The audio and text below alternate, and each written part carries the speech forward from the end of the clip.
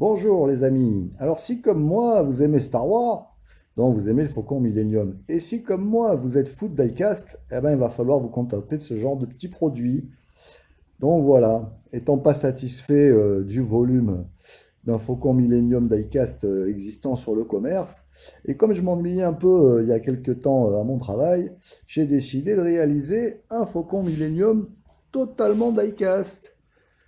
Donc voilà, je vous laisse vous rendre compte du volume de l'engin, hein. Voilà. Comme tout le monde l'a compris, je suis pas Georges Lucas, mais c'est pas bien grave. J'ai d'autres talents cachés. Donc voilà, je vous présente la bête. Donc un Faucon Millennium totalement diecast, en tôle de 2 mm. Alors forcément, je suis un homme du bâtiment, alors ben, j'ai réalisé cette sculpture entièrement avec les techniques qui sont à ma portée, c'est-à-dire gros outils, gros métal, soudure, enfin tout ce qu'on peut imaginer quand on parle de ferronnerie, c'est ce qui est mon boulot d'ailleurs. Donc voilà, donc, on a un produit, donc là, enfin du moins une sculpture qui fait ici, si ça veut bien cadrer pour vous, on est aux alentours de 43 cm. Et en longueur, comme ça, on est sur un produit qui fait, ça ne veut pas tenir, 65 cm. Au niveau du poids, je peux vous dire qu'on dépasse largement les 30 kg, on doit même frôler les 40 avec la base, que je vais vous montrer rapidement. La base qui est un gros morceau de métal plein qui permet la stabilité de l'ensemble. Voilà. Donc, pour réaliser ce Faucon Millennium, donc j'ai utilisé ici en point central, point de départ, donc ce tube central là, qui est un tube qui fait 130 mm. C'est ce genre de tube que vous trouvez par exemple pour faire les montants centrales des escaliers hélicoïdaux. Voilà. Donc en partant de ça, j'ai réussi sur internet à trouver les plans de maquette du Faucon Millennium et en partant du centre à reproportionner toutes les valeurs pour obtenir une proportion exacte. Après, pour les détails et les finitions, forcément, on est dans mon interprétation de la chose. Et bon, malgré tous les efforts que j'ai faits pour ressembler, on arrive à un niveau d'heures de travail qui est vraiment colossal. On est sur 6 jours pour une personne. Donc après, bon, il faut savoir faire des choix. Et puis bon, je pense que d'après ce que vous voyez, l'effet est là. Donc voilà, je vais vous faire un petit peu tourner. Donc pour avoir la vue, hop, une vue arrière, comme ça. Voilà, forcément, avec le volume, le métal brossé, on obtient vraiment quelque chose qui est très sympathique. Voilà. La vue arrière. Alors, la vue arrière, forcément, j'ai dû sacrifier la partie centrale pour pouvoir accrocher le faucon et puis assurer une stabilité à l'ensemble, hein, puisque, bon, vu le poids, il valait mieux pas faire de bêtises. Voilà. Je vous mets un petit trois quarts dessous.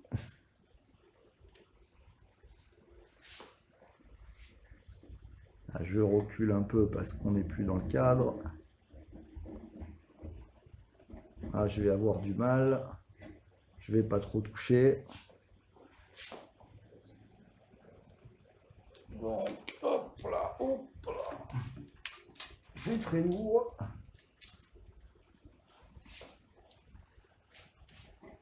Voilà le genre de plan qu'on peut avoir. Voilà, donc au niveau de ces petites parties, ce sont toutes les petites parties tuyauterie qu'on peut voir à ces endroits. Ici, toutes les petites parties tuyauterie sont des baguettes à souder à l'arc, donc qui ont été décapées au niveau de leur protection euh, et puis qui ont été mises en forme et soudées. Après, qu'est-ce que ça, c'est de la tôle de tout l'ensemble des volumes, c'est de la tôle de 2 mm. Pour les petites anecdotes, au niveau de la vitre de devant, c'est un petit gobelet de petite cantine d'enfants. Là, ici, c'est du plexiglas qui a été monté. À l'intérieur, on a un autocollant LED classique, bon, bah, acheté dans nos grands magasins de bricolage, hein, qui permet de pouvoir faire tout l'éclairage de la pièce. C'est pratique parce que si jamais on a des problèmes de panne, c'est très facile à changer et à trouver dans le commerce. Il y a une télécommande que j'ai pas pris, malheureusement je l'ai oublié, qui permet de changer les couleurs. Donc on peut obtenir une couleur rouge qui met le faucon en mode dark, ce qui est vraiment sympathique aussi. Qu'est-ce que je peux vous dire de plus? On a toutes sortes de petits objets qui ont été récupérés ça et là pour agrémenter le côté mécanique des flancs du faucon. Ici, j'ai pas trop fait de détails sous le dessous, mais sur le dessus, on peut voir que quand même sur le dessus, on a les espèces de petits pistons qui servent à régler les ailettes des réacteurs, ainsi que les grilles qui sont entièrement faites à la main. Tout ça, ça représente vraiment beaucoup de temps et de minutie, surtout vu le matériel d'outillage utilisé pour fabriquer ce genre de produit. Donc je vais essayer de vous faire une petite vue une vue de près. Bon, ça va bouger un peu en essayant de ne pas vous donner mal à la tête pour avoir bien les détails, surtout au niveau des flancs.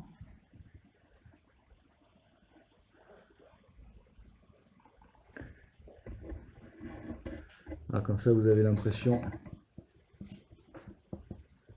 J'essaye de ne pas passer au dos de la lumière.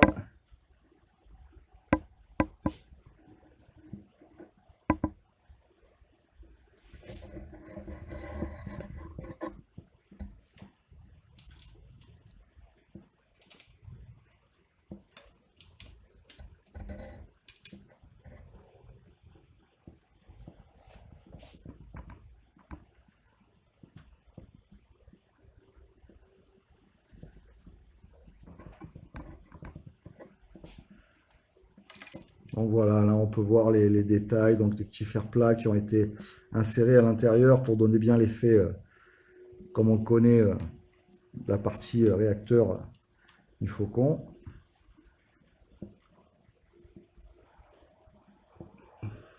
Voilà, donc comme je vous le disais, hein, c'est artisanal, hein, on n'est pas sur le niveau de finition d'une maquette, mais bon, on est tout en métal.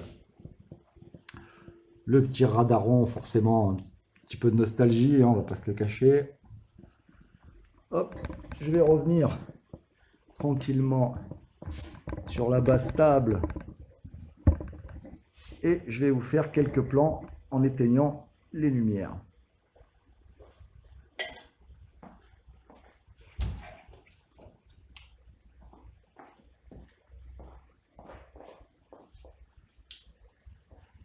Voilà, alors je vous dis pas l'organisation qu'il m'a fallu toute la matinée pour vous trouver tous les systèmes pour vous présenter ça le mieux que j'ai pu, hein, malgré mon matos très limité. Hein. Donc on peut voir qu'il y a des petits trous de temps en temps dans la carrosserie qui permettent à la guirlande à l'intérieur d'illuminer les petits trous. Hein. Voilà, comme ici, j'aime bien ce petit coin.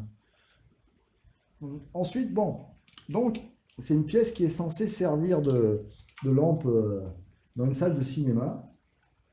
Donc la partie arrière, en fait, est plus ajourée pour pouvoir créer un petit halo de lumière. La prise est tombée, à force de tourner, bien sûr.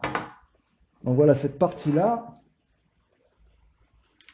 voilà, quand vous plaquez la pièce sur une tablette ou une console près d'un mur, vous avez cette partie qui reflète le bleu donc tout autour de la pièce. Donc quand vous la regardez de face, forcément vous avez le mur, surtout s'il est de couleur claire, qui va avoir un halo bleu tout autour. Voilà, on voit bien que ma table commence à pas apprécier de ne pas avoir la pièce en son centre. Voilà. Bon, je vais vous rallumer la lumière. Je crois que vous avez pu vous faire une idée de ce que ça peut donner dans le noir.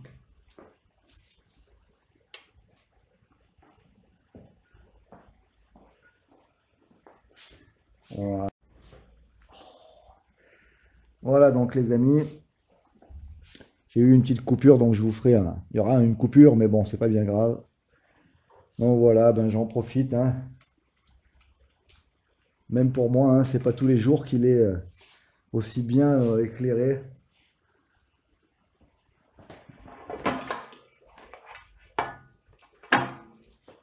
Voilà, donc il y a mon montage qui se fait la malle. Je vous remets un petit trois quarts arrière. Voilà. Et je vous dis les amis, je vous remercie de regarder mes reviews. Et puis je vous dis à bientôt.